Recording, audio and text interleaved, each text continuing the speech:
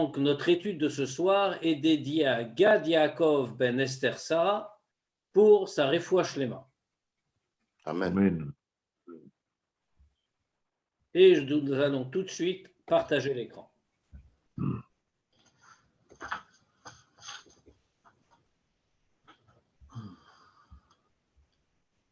Ben voilà, donc nous allons étudier ce soir, nous allons parler de Parashat Zachor, puisque c'est le grand sujet de Shabbat prochain.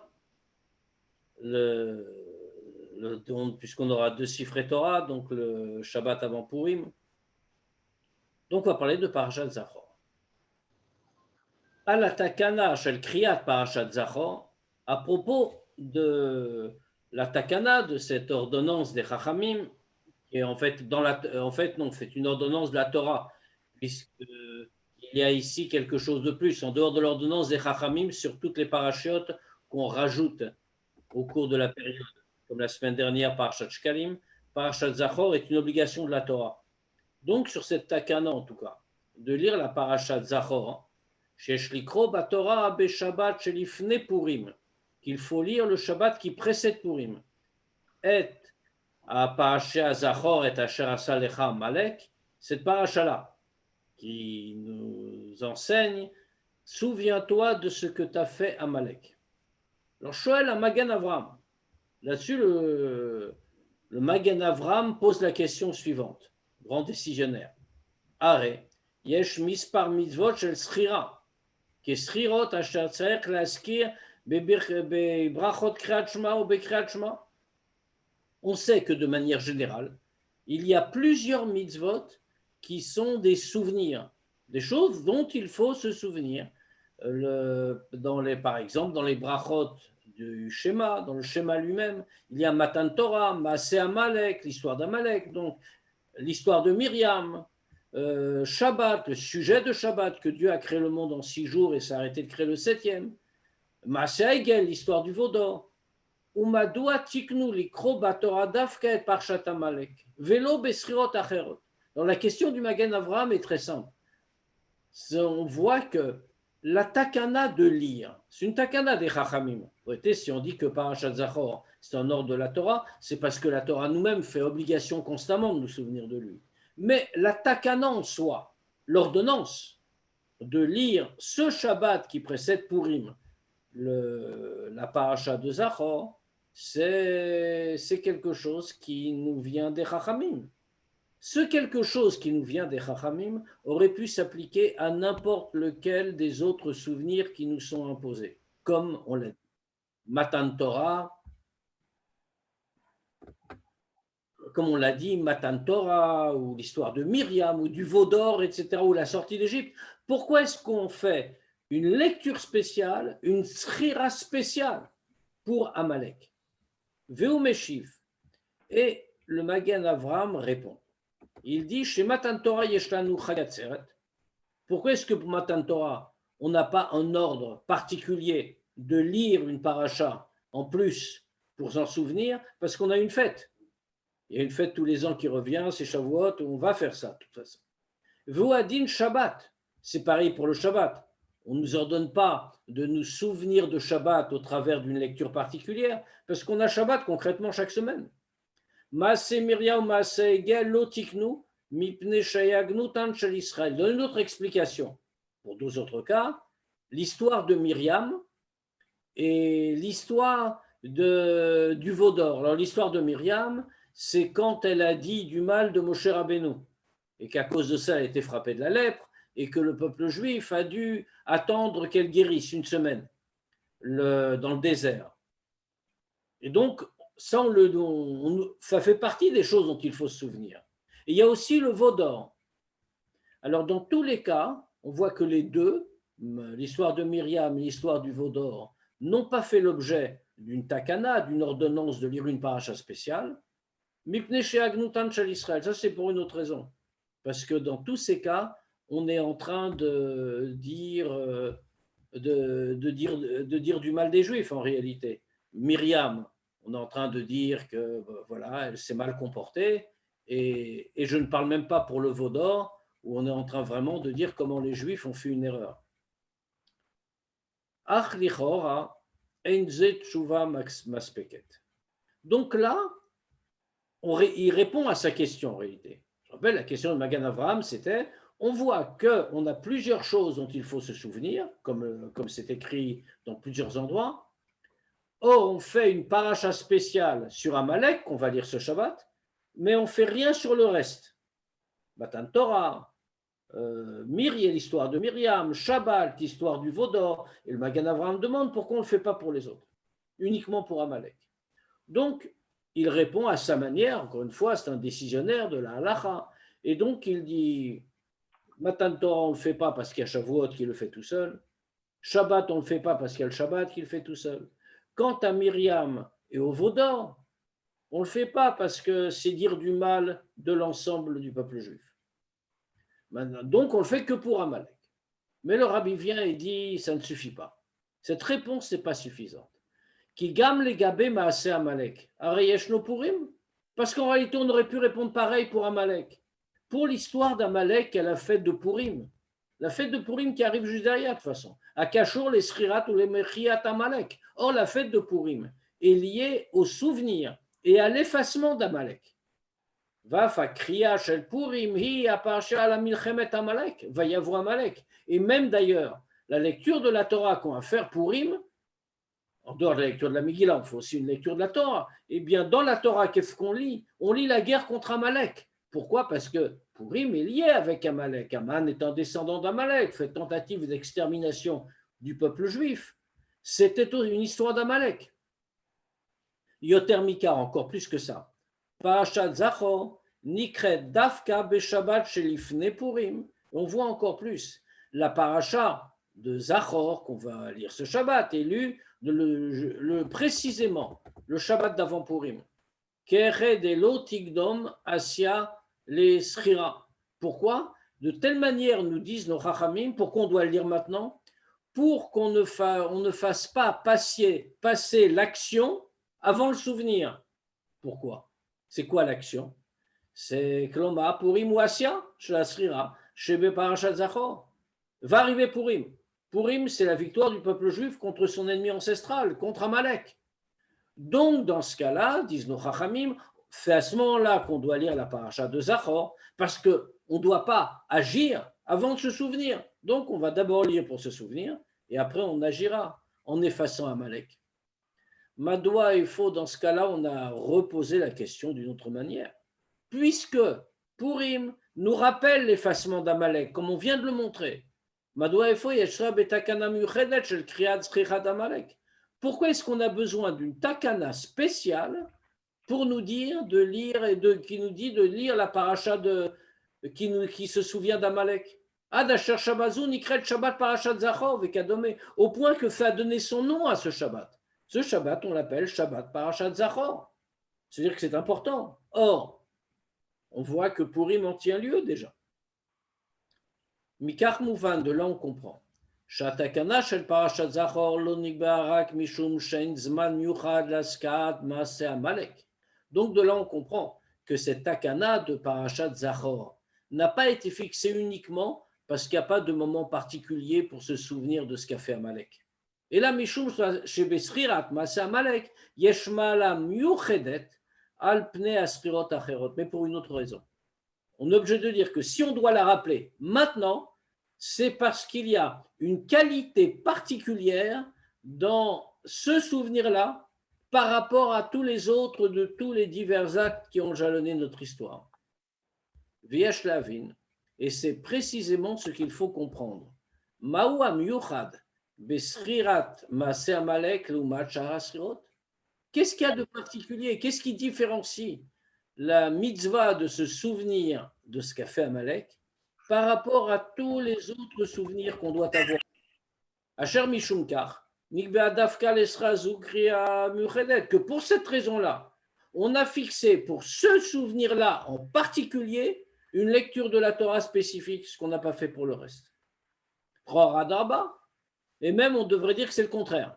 Asrot acherot oskot binyanim klalim, amashpiyim alitnaguto shel hayehudi becholet uvchol makom. On devrait même avoir le raisonnement inverse.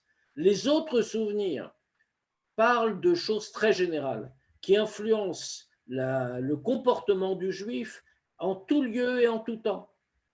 Par exemple, il y a un des souvenirs, c'est Matan Torah, c'est-à-dire Mamad Har Sinaï, on était au mont Sinaï, on a reçu la Torah, ou Ayesod Shel Kol HaTorah va Mitzvot, ça c'est le fondement même de toute la Torah et de toutes les mitzvot. De la même manière, un autre souvenir qui nous est imposé, celui du Shabbat. Yachat mitzvot aklaliot. C'est le Shabbat fait partie des mitzvot générales. Veina mashpia rak al yom Shabbat. Et la alcool sheshet yemei achol. Et la mitzvah de Shabbat n'a pas une influence, n'a pas une portée uniquement limitée au jour du Shabbat, mais ça influence tous les jours de la semaine. Mitzat sheni, d'un autre côté, maase haegel, le veau d'or, qui est aussi un des souvenirs qu'on doit avoir. A eper me anochi umeloye, le contraire des deux premiers commandements, de je suis Dieu, et le deuxième, tu n'auras pas d'autre Dieu. Veod, kevan she yom pogdiu vakati, puisqu'on nous dit, Dieu annonce, je dois vous punir. Et quand vous punirai, je vous punirai à chaque fois pour cette faute-là aussi. Maskir adavar le Yehudi, le Ishamer mesurmera,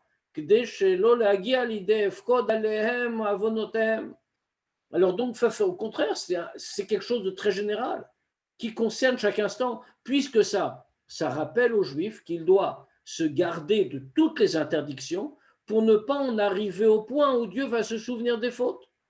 Et ça inclut aussi tout ce dont on nous met en garde, pas seulement dans la partie sourmera, s'éloigner du mal, ne pas enfreindre, mais aussi dans Asetov, tout ce qu'il faut faire.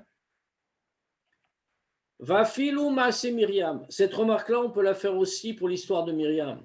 Chez Chora Winyan Prati. A priori, on aurait pu dire comme ça, que l'histoire de Myriam, on l'a dit, elle est punie de lèpre, une lèpre temporaire, mais une lèpre quand même, parce qu'elle a dit du mal de Moshe. Elle s'est rendue coupable de médisance. A priori, c'est quelque chose de particulier. Ça ne la concerne qu'elle.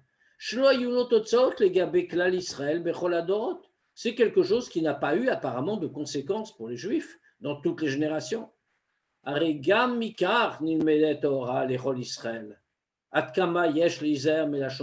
là aussi, c'est quelque chose de très général en vérité. Parce que de là, on en tire un enseignement pour tout Israël. À quel point il faut prendre garde à la shonara, à la médisance. Shiachat averot achamurot beyoter, qui est une des averot les plus graves, qui est d'ivrei Chazal, que, comme les Chachamim nous disent, chez Magdi lavonot, keneged shlosha averot, avodazara, vigilou yarayot, veshvichut damim, que la shonara, la médisance, est encore plus à une gravité qui correspond à l'accumulation de gravité de trois avérotes essentielles. La vodazara, l'idolâtrie, l'immoralité et le meurtre. La shonara, ça équivaut à tous les trois. Ou biachad imzot, et en même temps. Zoui achat averot shekaché bioter lishamer menal lachalutim. Et en plus de ça, en même temps que c'est si grave, comme les Chachamim eux-mêmes nous disent, c'est une des avérotes dont il est très difficile de se préserver complètement. Pourquoi ? Parce que la shonara, ça va en vérité très vite. Dire du mal de quelqu'un, on n'y fait facilement pas attention, et même c'est sans vraiment mauvaise intention, mais ça part très vite. L'umazot. Donc on aurait dû faire des srirot, des souvenirs officiels, formels, par des lectures. Pour ça, parce que ça, c'est des choses importantes, des choses générales qui modèlent la vie juive. L'umazot. Mais à l'inverse, srirat maase Amalek, mitzvah pratit, se souvenir de ce qu'a fait Amalek, c'est une chose tout à fait délimitée, tout à fait individualisée. Si on la voit d'un point de vue historique, comme elle est rapportée dans la Torah, a priori, ça ne donne aucun enseignement sur le comportement de tous les Juifs. A priori, de manière évidente, il n'y a pas d'enseignement général. On nous raconte une histoire. Il y a un peuple qui était le peuple d'Amalek, qui est venu attaquer le peuple juif, qui veut le détruire, et Baruch Hashem, avec l'aide de Dieu, les Juifs ont vaincu et l'ennemi a été vaincu, puis effacé complètement, etc., etc. Mais où est l'enseignement? Il n'y a rien de spécial qui conduise à une leçon dans le comportement. Atmiya avgdola yoter. L'étonnement qu'on peut avoir est encore plus grand. Amatara shel srat Amalek, imechiat Amalek. Pourquoi est-ce que la Torah nous ordonne de nous souvenir toujours d'Amalek? C'est pour l'anéantir en réalité. Comme on le voit dans la suite des versets. Lachar zachor, après qu'on nous ait dit souviens-toi, Vaya bania Hashem elokecha lecha mikol oivecha. Alors la Torah continue et nous dit après que ton Dieu t'aura reposé de tous tes ennemis, tu n'auras plus d'ennemis donc à vaincre, plus de combat. Timchet zechar Amalek, tu effaceras le souvenir d'Amalek. Fish et Masbir Zot à Rambam, et comme le Rambam explique ce que veut nous dire la Torah, Tzivanu liskor ma she'asa lanu Amalek. La Torah nous a ordonné de nous souvenir toujours de ce que nous a fait Amalek. Velisnoton, et donc de le détester, de le haïr, Bechol et vaet, à chaque instant. Venorer anefashot bemamarim liilachem bo, et on doit éveiller tout le monde d'aller faire la guerre à Amalek. Ça veut dire que c'est quelque chose qui est très précis. Amalek est un ennemi, un vrai ennemi, qui veut notre perte. Donc la Torah dit, souvenez-vous de ce qu'il vous a fait, c'est très grave. Et donc vous aussi, vous devez vouloir le faire disparaître. Il y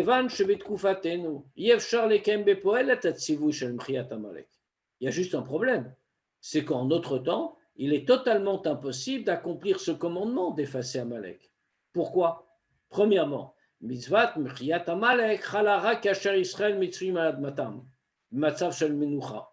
Parce que comme le dit très clairement le texte de la Torah, la mitzvah d'anéantir Amalek n'incombe aux Juifs que quand ils se trouvent tous réunis sur leur terre et qu'ils sont en repos de tous leurs ennemis. Comme on le voit, le Pasuk le dit clairement.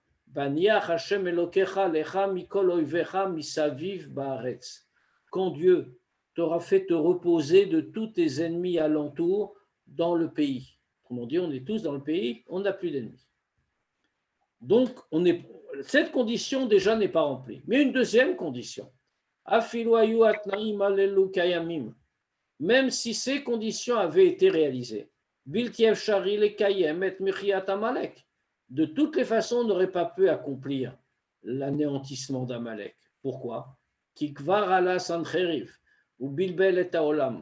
Parce que le conquérant venu de Babylonie, Sancheriv, Sénachérib en français, est venu, ou Bilbel et Taolam, il a bouleversé le monde. C'est-à-dire qu'il a mélangé en vérité tous les peuples.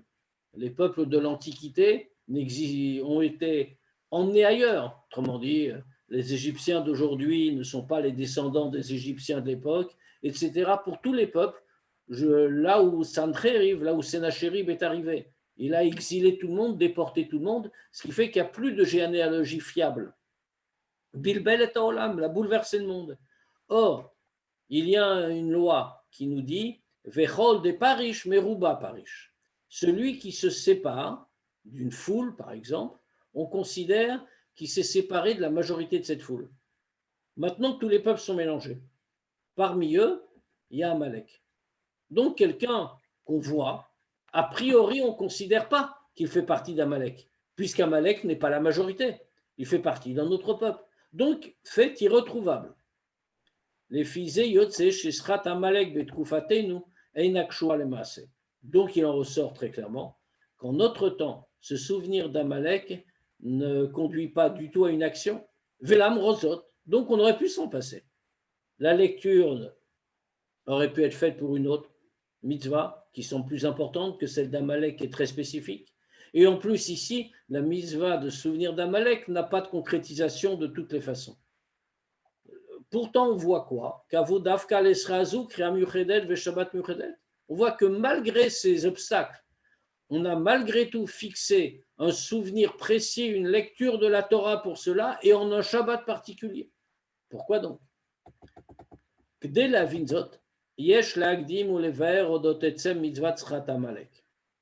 Pour comprendre ça, il faut d'abord commencer par expliquer la mitzvah elle-même du souvenir d'Amalek. Quelle est la question? Premièrement, Kevan Shamata shel Srat Amalek imechiat Amalek. Puisque ce souvenir d'Amalek c'est fait pour qu'on l'efface, comme on vient de le dire. Madoua chala chova shel Srat Amalek gam kaasher li fi Torah bilti efsharit mechiat Amalek bemaaseh. Pourquoi est-ce que on impose de lire la paracha de Zachor, donc se souvenir d'Amalek, en un temps où, de toutes les manières, d'après la Torah elle-même, il est impossible de l'anéantir, pour les raisons qu'on a dit. Ça n'a plus de sens, puisque le souvenir était fait pour conduire à l'anéantissement. Deuxièmement, Madoua yeshtoer letzivum yuchad. Pourquoi est-ce qu'on a besoin d'un ordre particulier? Zachor et asher asa lecha Amalek, souviens-toi de ce que tu as fait à Amalek, pour réveiller chacun en lui disant qu'il faut aller faire la guerre. Et pourquoi on ne se contente pas d'un autre ordre très clair qu'il y a dans la Torah? Efface le souvenir d'Amalek, ça nous suffit. Pourquoi doit-on dire souviens-toi de ce qu'il t'a fait? Comme ça, hein, Rambam nous le dit, on va réveiller les gens pour qu'ils lui fassent la guerre. Mais on le dit par ailleurs, il faut lui effacer son souvenir. Bedome le tzivouy, lo techaye kol neshama, les gabé sheva umot. Comme le commandement qu'on trouve à propos des 7 peuples cananéens qui occupaient la terre avant que le peuple juif y arrive. Il est écrit lo techaye kol neshama, tu ne laisseras vivre aucune âme. Sharein sium yuchad liskoret maaseh marayim vekadome. Or, on voit que pour eux, on a aussi l'obligation de les effacer. Mais il n'y a pas de commandement particulier de nous souvenir de leurs mauvaises actions, etc., pour qu'on arrive à réveiller tout le monde dans le désir de leur faire la guerre. On ne nous le dit pas, on fait contente de leur donner. Bekar Nirmaz, là on comprend en allusion, que bien que le but du souvenir, c'est d'arriver à l'effacer. Mais en dehors de ça, il doit y avoir un but, une utilité dans le souvenir d'Amalek en tant que tel. Asher mishum kach, moné à Rambam vechen shar moné à mitzvot. Pour cette raison-là, on remarque que Rambam, quand il fait le compte des mitzvot, eh bien il compte avec les autres commentateurs aussi, les autres décisionnaires aussi. Et Miriat Amalek, on voit de manière très surprenante que le Rambam et d'autres comptent l'effacement d'Amalek et le souvenir d'Amalek comme 2 mitzvot différentes. Baalot shte mavayot shonot, qui représentent 2 choses différentes. Les dogmas, par exemple. Mechiat Amalek, prenons un exemple simple. Effacer Amalek, c'est une obligation pour la communauté. Le film Ismar Deot, Chala mitzvazu ala meler shel hatzibur. Et d'après plusieurs opinions, cette mitzvah d'effacer Amalek incombe au roi de la communauté. Le mitzvazu yesh mispar tnaim. Et pour l'accomplissement de cette mitzvah, il y a plusieurs conditions. Qu'elle ne s'applique que quand tous les Juifs sont entrés en Israël, etc. Léumadzot, inversement, Srirat Amalek, le souvenir d'Amalek, imitzvah achalal kol yachid bifnatzmo. Le souvenir d'Amalek n'est pas une mitzvah collective, c'est une mitzvah qui s'applique à chacun. Vi mitzvah midit. Et c'est une mitzvah constante.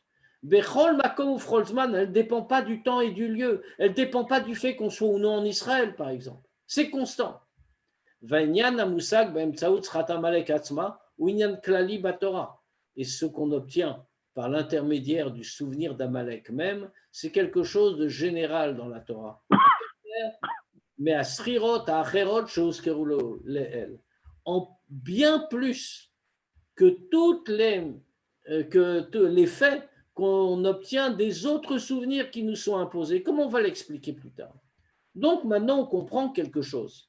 C'est qu'en vérité, le souvenir d'Amalek, qui avait l'air quelque chose de relativement spécifique, ça concerne une chose de réduit, c'est pour effacer Amalek, etc., etc. Et donc, ça nous pose la question, pourquoi on en fait toute une histoire en en faisant une lecture spéciale, un Shabbat spécial, alors qu'il y a d'autres choses dont on doit se souvenir qui ont l'air plus importantes et d'application plus générale. Et on vient de nous répondre. On nous dit de tout ça, justement, du fait que ce soit tellement spécifique, tellement individuel, mais constant, ça nous montre qu'il y a quelque chose de spécial ici. Quelque chose qui dépasse encore les autres souvenirs à conséquence générale. On va le développer. Esber lekahu, quelle explication? Mauto shel Amalek hi. Qui est Amalek spirituellement? Amalek fait écrit Yodeh tribono umitkaven limrodbo. Il connaît son créateur, son maître, et il se révolte volontairement contre lui, avec intention. Velachen, lifne shiyudi mekayem et mechiyat Amalek kepshuta. Et donc c'est pour ça qu'avant qu'un juif accomplisse l'effacement, l'anéantissement d'Amalek au sens premier, alav lidok lekar, shebetocho atzmo lo yi Amalek. Il doit d'abord vérifier si au fond de lui-même il n'y a pas Amalek. C'est-à-dire si au fond de lui-même il n'est pas dans la situation de Yodéa, Ribono Mikaven Limrodbo. Il connaît son maître, il connaît Dieu, il veut avec intention se révolter contre lui. Vafilu lo beofan adomé les karmeat, kedelelan beseivav. Et même d'une façon qui ne ressemble pas à celle qu'on est en train de dire, comme on va le voir plus loin. Vezui amashmarut shel mitzvah tzchirat Amalek. Et ça, c'est le sens de la mitzvah de se souvenir, pas d'effacer, mais là, individuellement, souvenir d'Amalek. Enzru schira shetachlita rak lorer lipoula shel milchemet ou mechiat Amalek mamash lachar miken. Dans ce sens, ce n'est pas un souvenir dont tout le but est uniquement de se réveiller pour aller lui faire la guerre et l'effacer concrètement. Ou alors simplement qu'en se souvenant d'Amalek, on va éviter des choses indésirables. Bédomé les Srat Massé Myriam, comme par exemple quand on se souvient de ce qu'a fait Myriam, la médisance. Chez Matarata, l'Ishamer Milachonara, que si on doit se souvenir, c'est pour nous convaincre qu'il faut éviter la médisance, la Shonara. Et la Srirat Amalek Atzma, mais via l'idée Mechiat Amalek Shbelev, Bo Atzmo. Mais ça va beaucoup plus loin. Le fait de se souvenir d'Amalek, ce simple souvenir, conduit à effacer Amalek, non pas concrètement, matériellement, on l'a vu, ça n'est plus guère possible, mais ça conduit à l'effacer dans notre cœur, en foi même. Itachen shekayam esel Yehudi, Amalek ben Nafsho. Parce que la situation est préoccupante. Il est possible qu'existe chez un juif un Amalek dans son âme. Arotse l'ashpia la lave l'imrod chaz shalom beribono, qui essaye de l'influencer pour qu'il se révolte chaz shalom contre Dieu. Vekacher ou mekayem karahuet zachot asher asa lecha Amalek. Alors quand le juif, lui, de son côté, accomplit comme il le faut la mitzvah de se souvenir de ce que tu as fait Amalek, notzrim benavsho mechiat Amalek ou bitulo. On réalise dans l'âme l'effacement d'Amalek et son annulation.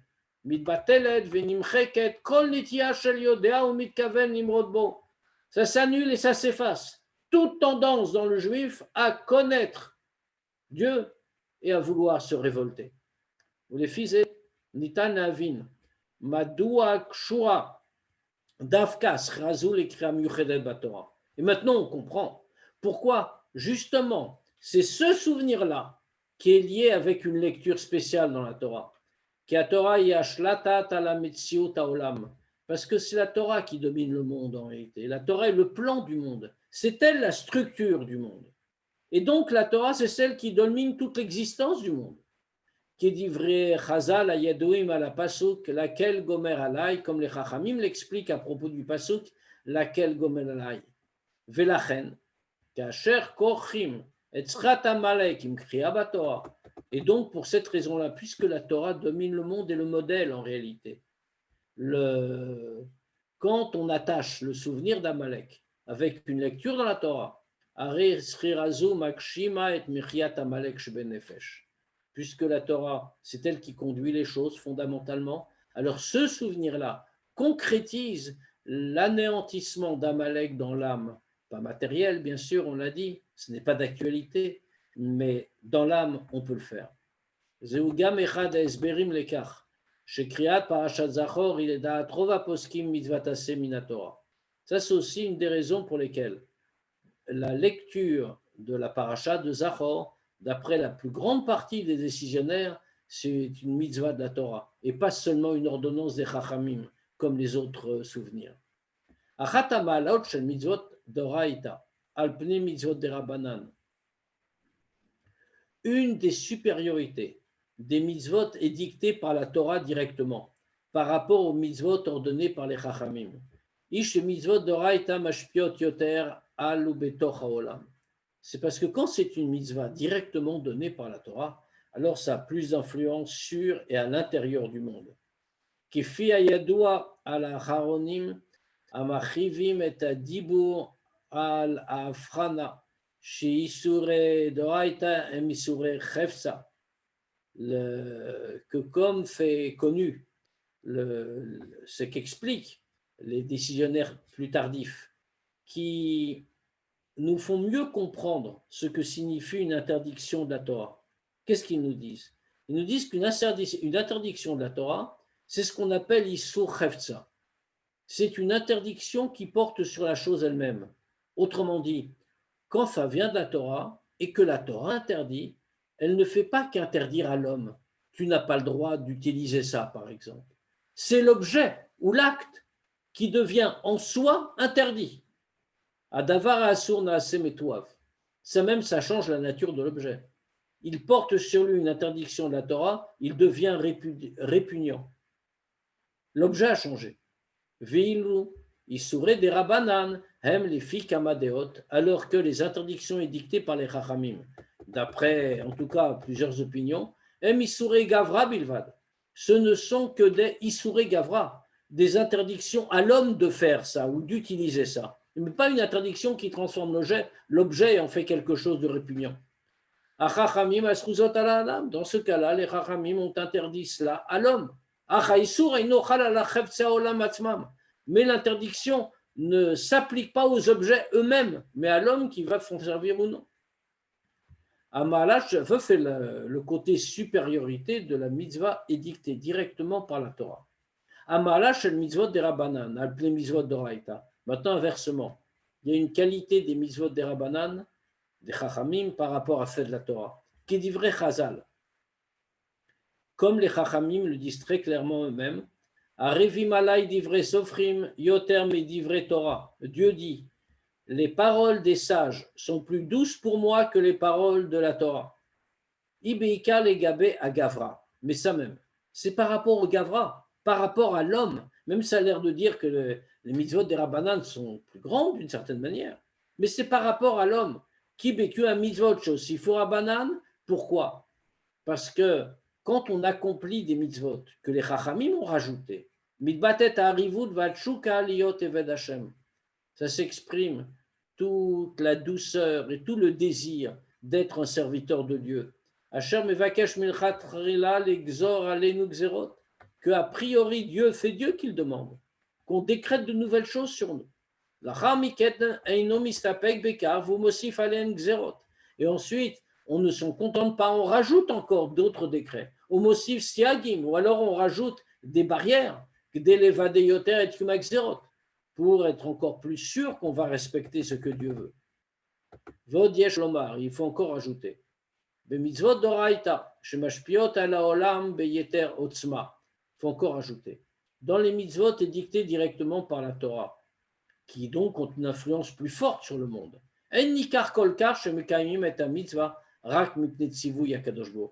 On ne note pas tellement qu'on accomplit la mitzvah uniquement parce que c'est un ordre de Dieu. Kisgulat mitzvah והשפעת בעולם מסתירה את קבלת העול שבקיום המצווה, הקיום משום ציווי הקדוש ברוך הוא. Pourquoi? La mitzvah est dictée par la Torah a une telle influence, un tel poids sur le monde, qu'en réalité, cette qualité de la mitzvah, son influence qu'elle a dans le monde, ça dissimule le kabbalatol, le fait qu'on accomplisse la mitzvah, non pas pour sa puissance, pour son effet, mais uniquement parce que Dieu a ordonné. L'umatzot, inversement, qui au mitzvot des Rabbanan, l'accomplissement des mitzvot des Rabbanan, sheben zgulat ha-mitzvah ina boletet kolkach, où la propriété de la mitzvah n'apparaît pas si éclatante, puisqu'elle n'a pas autant une influence sur le monde. Ce n'est qu'une interdiction sur l'homme. Mitbate b'shel Yehudi eino mekem mitzvot mipnei shal yedekar mitrarshim ba'olam. Alors ça exprime le fait qu'un juif n'accomplit pas les mitzvot, parce que par ça, il va avoir un effet sur le monde, il va réaliser en lui nyanim na'alim, des choses très élevées. Et là, Mishum Shueved Hashem, mais simplement parce qu'il est un serviteur de Dieu. Ametsayet Irtsono Letzivui Hashlameler, qui ne fait qu'obéir à sa volonté et au commandement du roi. Achle Gabe Achevtsa. Maintenant, quand on réfléchit par rapport à l'homme, quand on réfléchit par rapport au Chevtsa, on réfléchit par rapport à l'objet, sa transformation. Ashpa chez la mitzvot ba'olam, c'est l'influence des mitzvot sur le monde. Adraba, bien sûr, c'est le contraire. Les mitzvot d'Oraïta, Yeshno Koach HaTorah. Les mitzvot édictées par la Torah, elles ont en elles la force de la Torah elle-même. L'HP à la Chefza, et c'est l'objet qui est changé. Al-Mitziut Haolam, et donc le monde lui-même qui connaît un changement. Bofan Sheino Keam et la mitzvot des Rabbanan, qui, comme on l'a dit, ne se retrouve pas dans les mitzvot édictées par les Chachamim. Velachen, c'est pour cette raison-là que Kriyat Parashat Zachor et Mitzvat Aseh Mina Torah. C'est pour cette raison-là que la lecture de la Parashat de Zachor est une Mitzvat Aseh, non pas une simple ordonnance des Rabbanim, mais une Mitzvat Aseh qui nous vient de la Torah.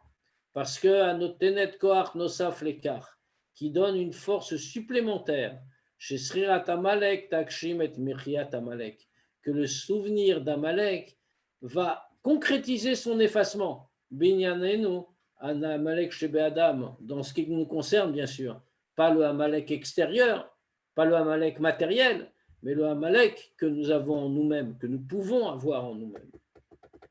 Kevan Shesrat Amalek mitzvat midit, puisque le souvenir d'Amalek est une mitzvah constante. Mouvan Shekol Echatzer Lasok Binyan Zetamid, puis c'est une mitzvah qui s'applique constamment, sans cesse. Donc de là on comprend que chacun doit se consacrer à ce souvenir constamment. Kilamrod shein lomar chas v'shalom v'chas v'shalom. Sheyehudi tzarich lishamer tamid deshlo yedoa et ribono mitkaven nimrod bo. Parce que bien que on ne puisse pas dire chas v'shalom et chas v'shalom, comme dit le rabbi, qu'un juif doit se garder constamment pour ne pas tomber dans connaître son maître et se révolter contre lui volontairement. Bechol zot, mais malgré tout, Yehudi tsarich tamid leishamer mipnei hamashmaut shel Amalek bedakut. De ça, on n'a pas peur en réalité, parce qu'on est attaché avec Dieu. On ne va pas tomber dans ce piège-là. Un piège dans lequel on peut effectivement tomber. Lequel? On peut tomber dans le piège de Amalek, le Amalek subtil, fin. ובמיוחד כאשר עלול לנבוע מכך בסופו של דבר עניין של יודע ומתכוון למרוד בו, רחמן ליצלן. D'autant plus que quand on commence par accepter un Amalek subtil, un Amalek raffiné en soi, alors ça finit par entraîner au plus grave, à connaître Dieu et se révolter contre lui. Esber l'écart, on va l'expliquer. Ala pasuk kiyad al keska milchama al Hashem ba Amalek. À propos du pasuk qu'on trouve dans la paracha, que la main est sur le trône de Dieu, guerre pour Dieu à Amalek. Alors on connaît ce que relèvent nos commentaires. Normalement, le trône, la chaise, ce n'est pas qu'est-ce, comme c'est écrit ici, mais qui c'est. Il manque une lettre, il manque un hé. Et on a dit le trône de Dieu, et ici Dieu est désigné uniquement par les deux premières lettres de son nom, Yud et puis He. Il manque deux lettres. Alors même si Yud et He, c'est déjà un nom de Dieu, mais malgré tout, il manque quand même deux lettres pour avoir le nom complet. Et les commentateurs nous disent, tout de suite on cite, Omrim Chazal, les Chachamim nous disent ce sujet, pourquoi est-ce que les mots ne sont pas complets? She'ein Shmo Shalem, le nom de Dieu n'est pas complet. Ad she'imche Shmo Shel Amalek, jusqu'à ce qu'on ait effacé le nom d'Amalek. Kolot Kayam Amalek, ça veut dire en clair, tant qu'existe Amalek, Ein Shem Havaye Mushlam, le nom de Dieu n'est pas complet. Ou Yudke Bilvad, il n'est que Yudke, il manque Vavke. Amalek Menugad Lotiot Vavke Shel Shem Havaye, en clair donc, Amalek s'oppose aux deux lettres de la deuxième moitié du nom de Havaye, Vav et He. Choratamua, a priori c'est très étonnant ce qu'on vient de dire. Kevan Shamalek mitkaved limrod bo bakadosh bohu, puisque Amalek veut se révolter contre lui, contre Dieu. Yesh lishol. Il y a une question. Premièrement, Madoua ou mitnaged rak leshlemut Hashem velo leshem Hashem bichlal. Il se révolte contre Dieu lui-même. Donc on devrait dire qu'il empêche le nom tout entier et pas seulement le fait que le nom soit complet. Deuxièmement, bitnagdut leshlemut Hashem.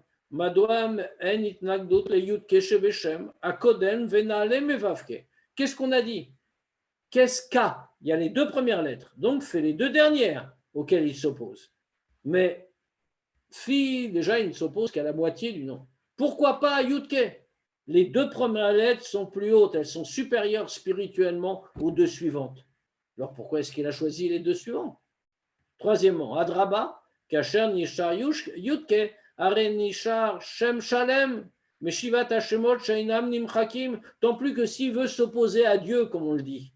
Alors dans ce cas-là, il ferait mieux de s'intéresser à Yudke, parce que même quand on enlève les deux dernières lettres du nom de Dieu, Vav et He, et qu'on ne garde que les deux premières, Yud et He, on a quand même un nom de Dieu. Yudke, c'est un des 7 noms de Dieu qu'on n'a pas le droit d'effacer. Donc qu'est-ce qu'il a gagné? Pourquoi est-ce qu'il agit comme ça? Esber les Kahou, on va expliquer. Ashpaot shel arba otiot shel Havaye ala Yehudi. L'influence de ces 4 lettres du nom de Dieu sur l'homme, Fishen benefesh Adam, comme elles sont dans l'âme de l'homme. Adam et la Elion, comme on fait que le mot Adam vient de l'expression, nous dit le Zohar, Adam et la Elion, qui évoque, qui ressemble à ce qui est en haut. Betsalmenu, comme Dieu dit, on fait l'homme à notre image. C'est quoi? Yud et He. Ça correspond aux 2 degrés de Chochma et Bina, la sagesse et la compréhension, les 2 facultés intellectuelles. Vav, maintenant, à quoi ça correspond? Midot Shebelev. Vav, c'est 6, ce sont les 6 émotions, les 6 midot qu'il y a dans le cœur. Vetorah et la Torah. Maintenant, le dernier He, c'est Dibour ou Maaseh, la parole et l'action, c'est-à-dire les mitzvot. Ikar milchemet Amalek i ala Maaseh poel mamash. Or, qu'est-ce que Amalek veut attaquer? Il n'attaque pas le sechel, il n'attaque pas l'intellect, il n'attaque même pas les midot, les émotions. Qu'est-ce qu'il attaque? Il attaque l'action concrète. Les gabé kochot ha-sechel bilvad prinat yudke einu mitnaged kolkar.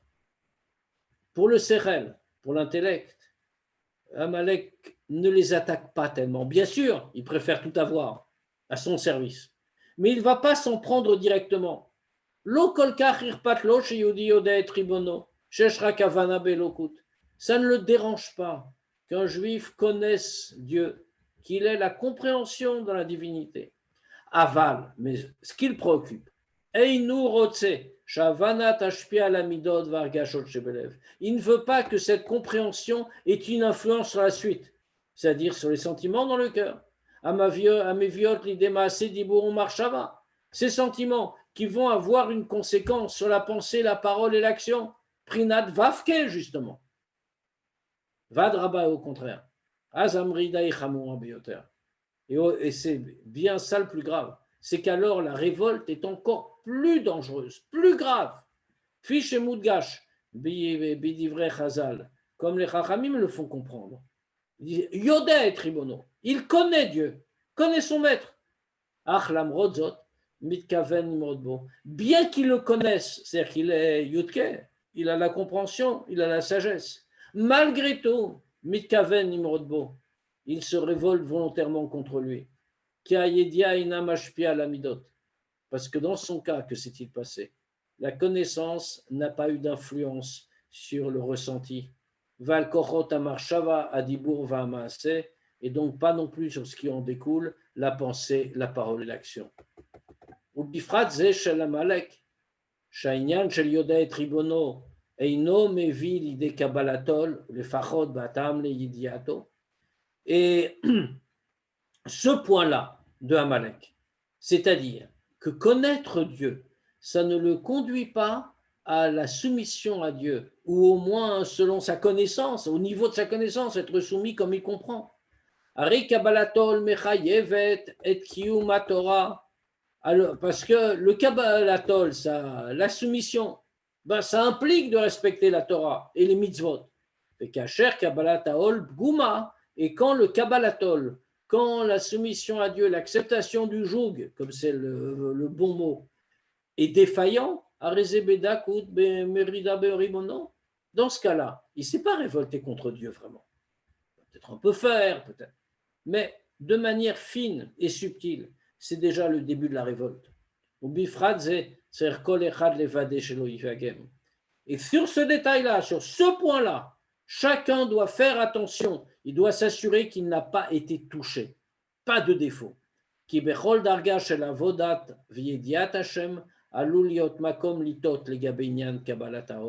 Parce qu'à n'importe quel degré qu'on se trouve, du service de Dieu et de la connaissance de Dieu, il peut toujours y avoir un point où on va se tromper à propos du Kabbalatol.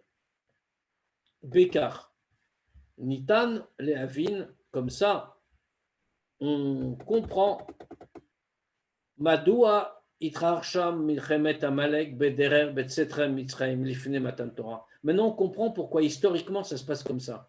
Quand a eu lieu la guerre d'Amalek?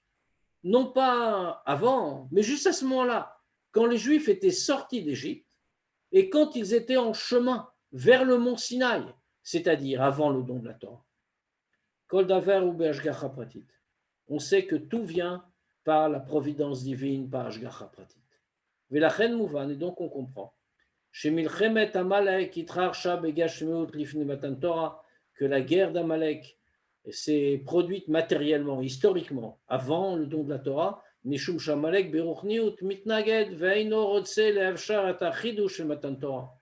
Parce que Amalek, spirituellement, veut s'opposer et il ne veut pas permettre la nouveauté que constitue le don de la Torah. Qu'est-ce que c'est que cette nouveauté? Achidush matan Torah ou chez Torah lo bashamaimi. Toute la nouveauté du don de la Torah, puisque comme on sait, nos ancêtres connaissaient toute la Torah alors qu'elle n'avait pas encore été donnée. Ils le connaissaient par inspiration divine, Ruach HaKodesh. Donc, qu'est-ce que ça a fait de spécial, le don de la Torah? Pourquoi on en fait quelque chose aussi grand? Ça introduit une nouveauté. La Torah n'est pas dans le ciel. Ein la shira beruch niud bilvad. Il ne faut pas la laisser seulement spirituelle. Et la tsarir l'orida lemata. Il faut la faire descendre en bas. Les limud bekpoel ou les kiyum mitzvot masiot, la faire descendre dans l'étude concrète et dans l'accomplissement des mitzvot concrètes. Adraba au contraire. Amase waika. Et même plus que ça, le principal c'est l'action. Vezu aita tanat amalachim. Et d'ailleurs, ça a été tout l'argument qu'ont eu les anges. Quand Moshe Rabbeinu est venu prendre la Torah, les anges ont dit Chemdagnuza, c'est ton trésor, trésor caché, trésor précieux. Naotra la Shamaim, donne-la nous, donne ta splendeur dans le ciel, c'est-à-dire donne-la à nous en spirituel. Les hommes ne la méritent pas, il ne faut pas la faire descendre. Kevan Torah, puisque la Torah c'est le summum de l'élévation spirituelle. Elle doit être donnée, oui, mais dans le ciel, au-dessus du ciel. Al Hashamaim, sur le ciel. C'est-à-dire même au-dessus du degré du spirituel qu'il y a dans ce monde. Me'al sechel adam, au-dessus de l'intellect humain. Ah, kasher mevatlim et ma'uto shel Amalek. Mais quand on annule l'essence d'Amalek, kasher amoar mashpia al maaseh bepoel, c'est-à-dire qu'on ne laisse pas Amalek faire, qu'on ne laisse pas Amalek s'interposer entre notre compréhension et notre action. C'est-à-dire que le cerveau va influencer directement l'action concrète. Vekaimot shlemut Hashem. Dans ce cas-là, on aura le nom complet de Dieu, pas seulement Yudke, les qualités intellectuelles, mais Vavke, les émotions, l'action. À ce moment-là, on peut annuler l'argument des anges. Naotra la Shamaim, donne ta splendeur au-dessus du ciel, au-dessus du Sechel. Non. On dit la Torah nitenet lemata, la Torah doit être donnée en bas. Bekach muvenet gam achashivut shel srat Amalek, yoter mishar asrot. Comme ça, on comprend également l'importance de ce souvenir d'Amalek qui est encore plus grande que de tous les autres souvenirs qu'on nous demande d'avoir. Comme on l'a expliqué. Parce que ce souvenir d'Amalek, c'est comme une introduction et une condition du don de la Torah. Avant que le juif reçoive la Torah. Alav levatel et Amalek. Il doit d'abord annuler Amalek. Parce qu'Amalek, il empêche qu'il y ait une influence de l'intellect sur les émotions et sur l'action.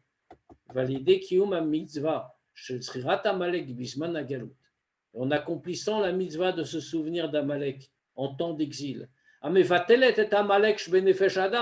C'est-à-dire, par cela, en effaçant le Amalek qu'il y a dans notre âme,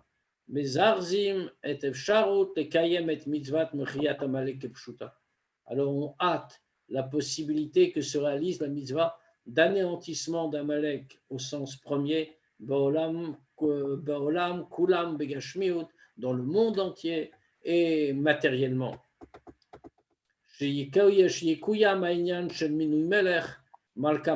Parce que seront réalisées les conditions préalables. On aura désigné un roi, le Mashiach, Shevarer Miou Amalek, qui va désigner, c'est une de ses fonctions, qui va retrouver qui est Amalek. Et après, quand il aura déterminé qui est Amalek, il va mener les guerres de Dieu, Kolel Milchemet Amalek, y compris la guerre contre Amalek. Milchama Lashem Amalek, puisqu'il y a une guerre éternelle de Dieu contre Amalek. Veinatseach, il va vaincre. Une fois qu'il aura fini ses premiers travaux, où il va construire le troisième Bet Hamikdash. Bimera Biamenu Mamash, très bientôt en notre temps.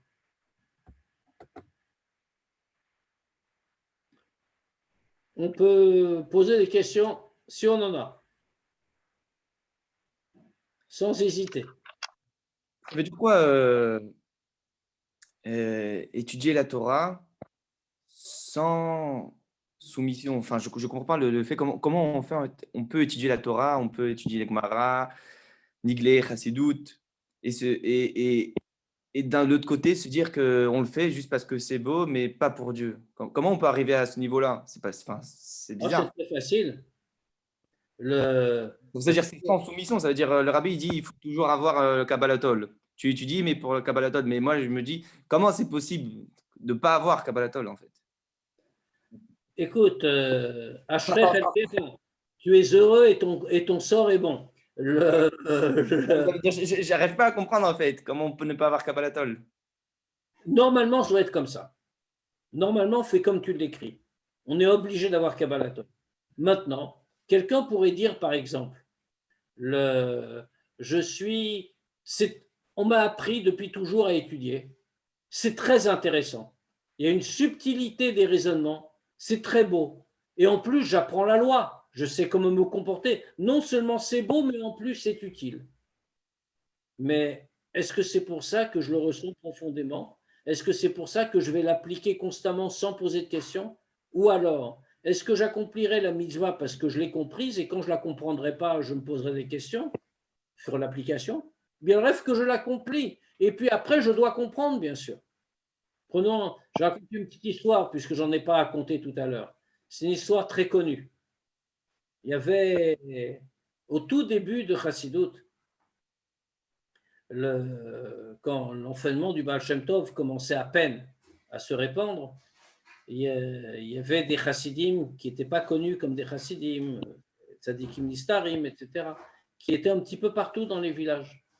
Et il y en a un qui a raconté l'histoire comme ça, qu'un jour, un de ses premiers chassidim, il y avait dans ce village-là un tzadik nistar, qui était un disciple du Baal Shem Tov. Et il y avait dans ce village, comme dans beaucoup de villages à l'époque, il y avait de très grands talmidei chachamim. Il y a des gens très érudits qui passaient leur temps à l'étude. À l'époque, c'était un profil un peu fréquent. Mais vraiment de vrais érudits. C'est arrivé un jour de Simchat Torah. Et le chassid a voulu donner une leçon un peu à tout le monde. Alors sans doute, vous avez tous dit un peu le Chaim aussi. Mais lui s'est arrangé, le chassid, il s'est arrangé avec le shamash. Et donc, on a l'habitude, on donne les aliotes, les sifrei Torah, pardon, les akafot, on appelle des gens, pas de sifrei Torah pour tout le monde, de toute façon, donc on appelait les gens comme on le fait encore aujourd'hui.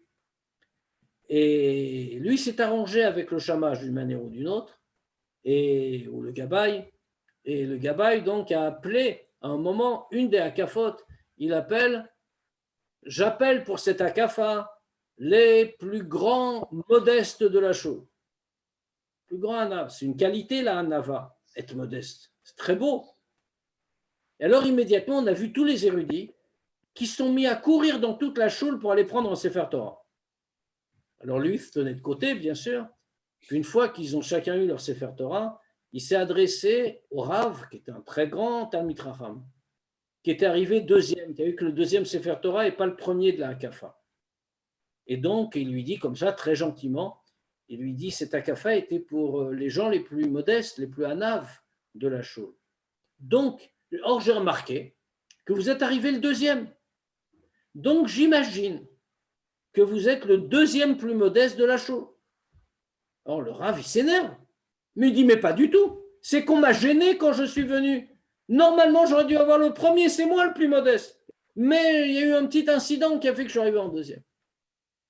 C'était tous des très grands érudits. Et vraiment, et je veux dire, des érudits de cette génération-là, ça n'a rien à voir avec notre niveau qui qu'on soit. Ça n'a rien à voir avec notre niveau de connaissance ou d'études d'aujourd'hui. C'est des érudits immenses. Mais ça n'a pas changé son comportement. Il ne s'était pas raffiné. Alors, ça ne veut pas dire qu'il va aller se révolter contre Dieu, évidemment. C'est un grand érudit, très pratiquant. À l'époque, on ne disait pas encore ultra-orthodoxe, mais on aurait pu. Mais qu'est-ce qui s'est passé? Il s'est passé que ça ne l'a pas transformé intérieurement. C'est un exemple d'Amalek. Alors, est-ce qu'on dira qu'il lui manquait Kabbalatol? Un homme comme ça? Il accomplissait tout. Intérieurement, il n'avait pas de Kabbalatol. C'est à ça qu'il faut faire attention. Et c'est très possible parce que l'intellect est une chose merveilleuse. Ça permet de tout comprendre, mais ça existe pour soi tout seul. Ça peut ne rien transformer. Ça peut suffire à soi-même. C'est dangereux, quoi. Exactement. Comme toutes les choses puissantes. L'énergie atomique, c'est très dangereux. Ça peut détruire un univers. D'un autre côté, ça peut donner de l'énergie pour des générations. Il faut savoir comment on l'utilise. D'où l'importance du Kabbalatol. Exactement. C'est pour ça que le Kabbalatol est le fondement de tout.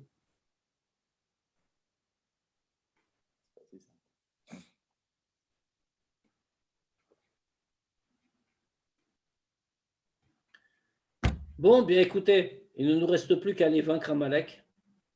Alors rendez-vous Shabbat. Shabbat Shalom. À lundi pour Tania. Shabbat Shalom.